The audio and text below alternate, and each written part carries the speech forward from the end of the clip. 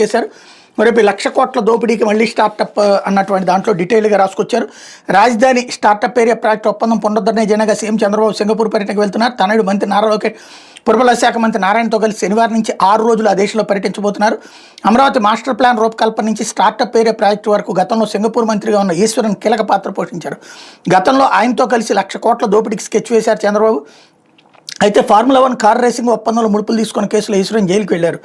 June 5న విడుదలయ్యారు. ఇప్పుడు Singapore పర్యటనలో రాజధాని స్టార్టప్ ఏరియా ప్రణాళిక అమలుకు చంద్రబాబు సిద్ధమయ్యారని ఆరోపణలు బలంగా వ్యక్తమవుతున్నాయి. ఈ నేపథ్యంలో ఆయన కొత్తగా ఎవరిని తెరపైకి తెస్తారు, తన మిత్రుడు ఈశ్వరంతో అధికారికంగా భేటీ అవుతారా లేదంటే అనధికారికంగా కలుస్తారన్న తేలాల్సి ఉందన్నటువంటి వార్తని హైలైట్ చేశారు. ఇకపోతే సర్టిఫికెట్లు ఇవ్వలేదు, రిజిస్ట్రేషన్లు ఎలా? ఉన్నత విద్యలో ప్రవేశాలు తీవ్ర గందరగోళాన్ని సృష్టిస్తున్న ముఖ్యంగా విద్యార్థులు ఫీజు రియంబర్స్మెంట్ బకాయిలు చెల్లింపుల ప్రభుత్వం మితిమీరి నిర్లక్ష్యం కారణంగా ప్రవేశాలు జాప్యం కొనసాగుతుంది. తాజాగా పీజీ ఈసెట్ కౌన్సిలింగ్ తేదీలు మార్చడానికి ఫీజు రియంబర్స్మెంట్ బకాయిలే ప్రధాన కారణమని తెలుస్తోంది. ఎంటెక్ కౌన్సిలింగ్లో భాగంగా గేట్ జీపీఏటీ స్కోర్ ఆధారంగా ఏపీ పీజీ ఈసెట్ ర్యాంకుని అనుసరించి ప్రవేశాలకు చర్యలు చేపట్టింది. క్రమంలో విడివిడిగా ఈ నెల 8 నోటిఫికేషన్లు ఇచ్చింది. అయితే విద్యార్థులు రిజిస్ట్రేషన్ చేసుకుని సర్టిఫికెట్లు అప్లోడ్కి వచ్చేసరికి దిక్కులు చూసే పరిస్థితి. ప్రభుత్వం ఫీజు రియంబర్స్మెంట్ బకాయిలు చెల్లించకూడదు. బీటెక్ ఉత్తీర్ణ సాధించిన సర్టిఫికెట్ లేకుండా ఎంటెక్ కౌన్సిలింగ్కి హాజరు కాలేని పరిస్థితి అన్నటువంటి వార్తని హైలైట్ చేశారు. అయితే ఆంధ్రజ్యోతి